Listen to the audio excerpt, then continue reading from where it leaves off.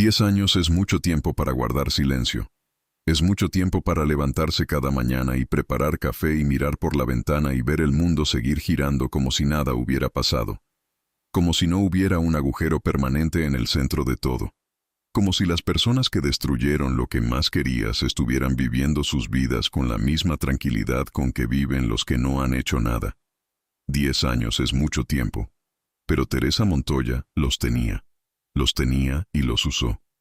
Cada día, cada semana, cada mes de esos 10 años, construyendo en silencio lo que nadie veía, acumulando lo que nadie sabía que estaba acumulando, esperando el momento con una paciencia que solo tienen las personas que han perdido todo lo que les quedaba y han decidido que lo único que les queda es esto. No sabían quién era Teresa Montoya. No sabían lo que había sido antes de que le quitaran a su hijo. No sabían que detrás de esa mujer de 53 años que vivía sola en un piso pequeño en las afueras de Zaragoza y trabajaba de contable en una gestoría y no llamaba la atención de nadie, había algo que llevaba una década afilándose en silencio. Estaban a punto de descubrirlo. Septiembre de 2013. El hijo de Teresa se llamaba Marcos, 19 años, estudiante de primer año de ingeniería, el pelo oscuro de su padre y la sonrisa de Teresa. Una de esas sonrisas que hacen que la gente a su alrededor sonría también sin saber muy bien por qué. Marcos salió una noche de sábado con 2 amigos a una discoteca en el centro de Zaragoza. Era la tercera semana de universidad. Estaba contento. Le mandó un mensaje a su madre a la 1 de la madrugada que decía: «Todo bien, mañana te cuento». Teresa lo leyó antes de dormirse y pensó que qué suerte tener un hijo que manda mensajes para que su madre no se preocupe. A las 4 de la mañana Marcos estaba muerto. Lo que pasó en el aparcamiento trasero de esa discoteca nunca quedó del todo claro en los informes oficiales, porque los informes oficiales tienen una manera de suavizar las cosas que hace que parezcan menos de lo que son. Lo que pasó fue esto. Una pelea que empezó dentro del local entre 2 grupos y que terminó fuera, en el aparcamiento, donde Marcos estaba en el lugar equivocado en el momento equivocado intentando separar a 2 personas que no quería que siguieran peleando porque era el tipo de chico que intentaba separar a las personas que peleaban. Lo golpearon 4 hombres. No 1. 4. Con los puños primero y cuando cayó con los pies. Marcos murió en el hospital 6 horas después sin haber recuperado la conciencia. Los 4 hombres tenían nombres y apellidos y edades. Rodrigo Valls, 28 años, hijo de un empresario del sector de la construcción con contratos municipales en Zaragoza. Carlos Ibáñez, 26, cuyo padre era inspector jefe de la policía local. Sergio Peña, 27, con familia metida en medios de comunicación regionales. Y Tomás Escudero, 25, el más joven, sin apellido especial, pero con el dinero de los otros cubriendo también el suyo. 4 hombres que en el momento de matar a Marcos Montoya tenían entre 25 y 28 años y que contaban, aunque no lo dijeran en voz alta, con que el mundo en el que vivían sabía cuidar a los suyos. Y tenían razón. El juicio fue un proceso que duró 2 años y que terminó en condenas que Teresa nunca pudo entender del todo. Rodrigo Valls y Carlos Ibáñez recibieron 4 años por homicidio imprudente. Una calificación que el abogado de la acusación particular recurrió sin éxito.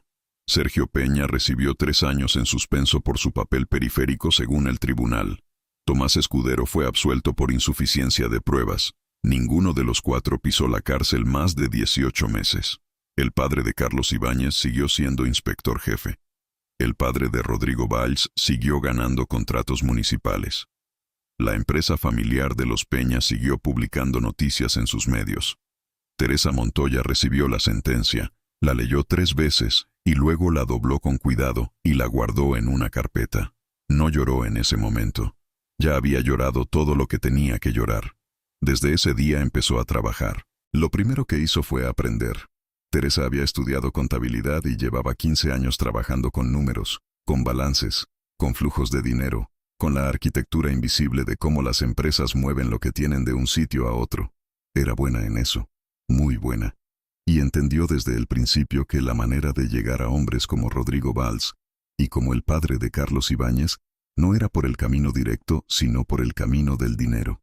porque el dinero deja rastro, aunque uno crea que no lo deja, y porque las personas acostumbradas a que todo se resuelva con dinero son descuidadas de maneras muy específicas con el dinero que manejan.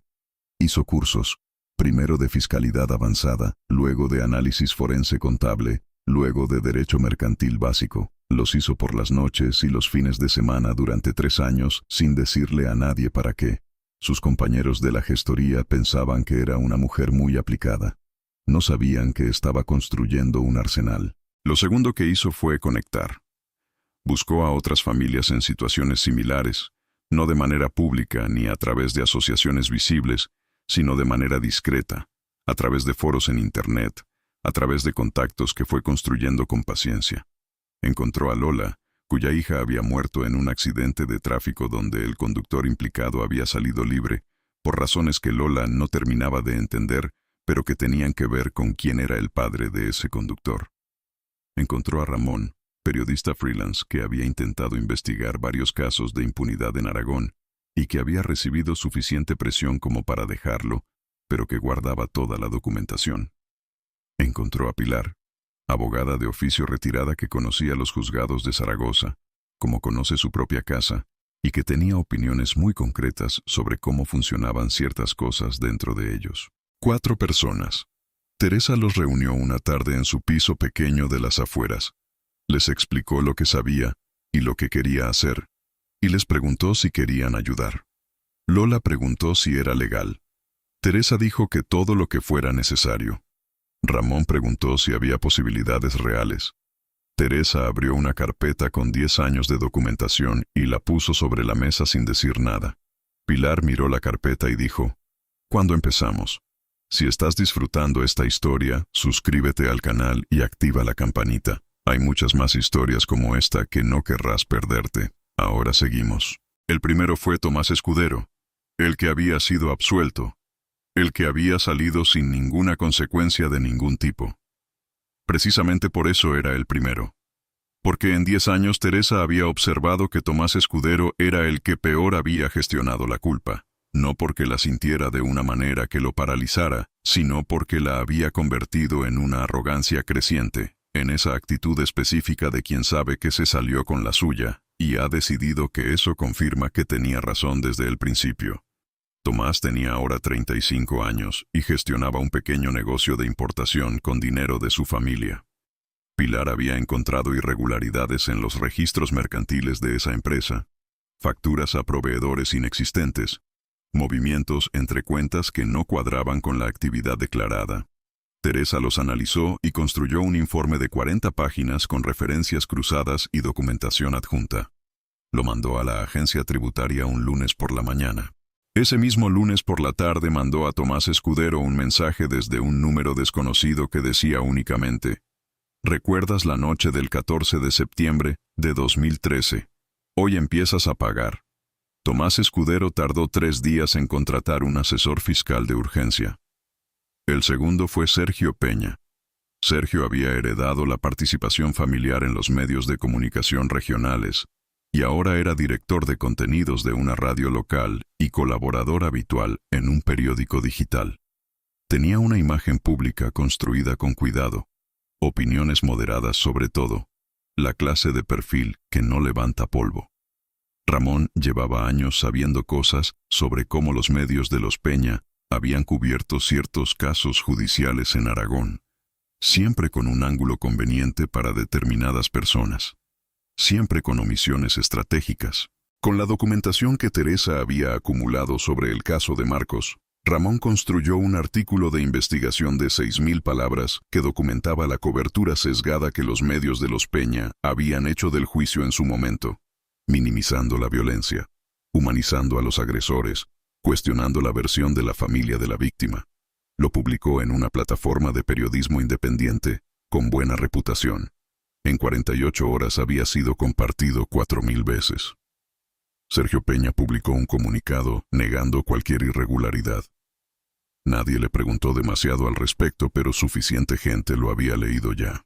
Carlos Ibáñez fue el tercero, el hijo del inspector jefe, el que más protección real había tenido durante todo el proceso, el que ahora trabajaba en una empresa de seguridad privada usando contactos de su padre para conseguir contratos con administraciones públicas. Teresa había documentado esa cadena de contratos con una precisión que quitaba el aliento. Pilar conocía a una persona en la delegación de gobierno de Aragón que llevaba tiempo buscando exactamente ese tipo de información para una auditoría interna que sus superiores llevaban meses frenando. Teresa mandó la documentación a esa persona de manera anónima.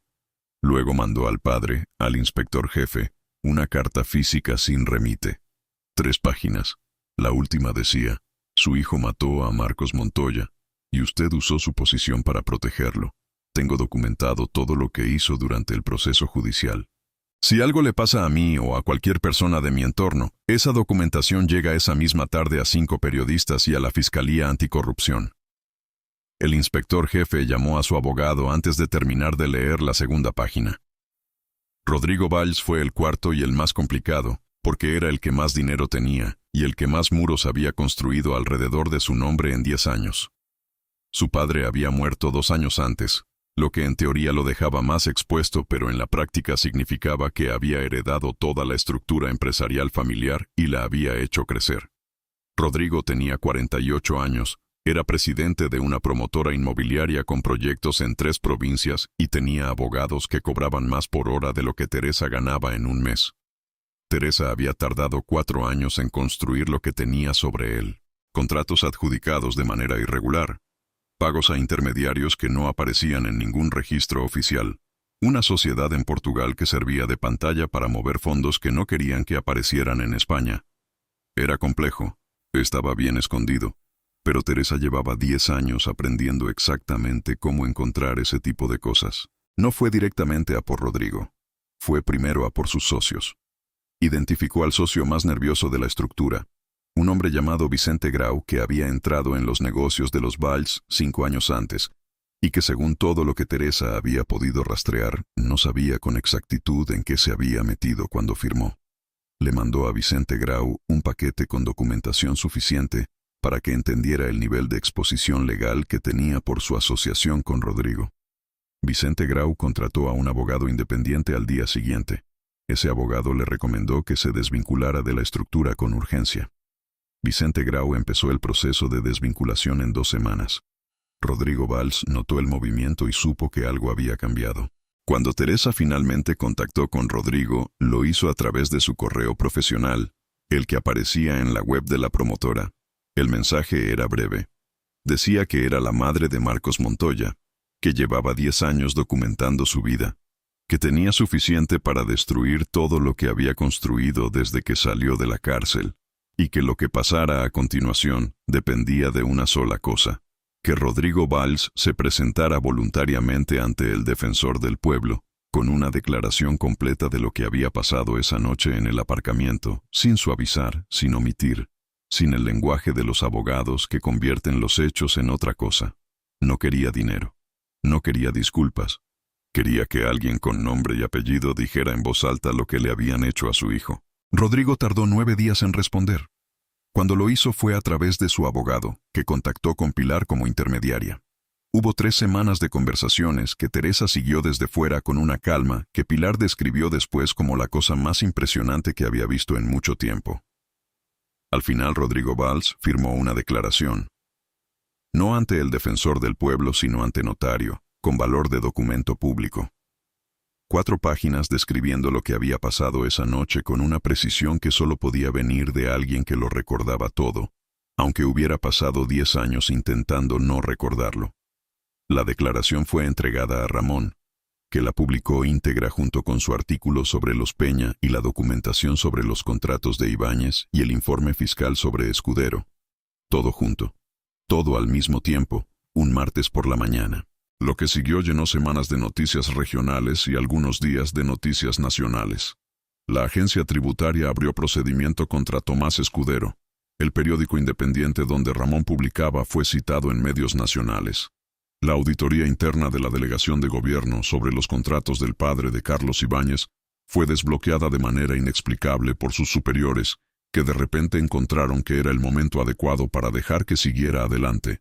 La promotora de Rodrigo Valls perdió 3 contratos en 6 semanas, mientras sus socios evaluaban el nivel de ruido mediático alrededor del nombre de la empresa. La justicia penal no rehízo el proceso. No podía. Las condenas eran firmes y el tiempo había pasado.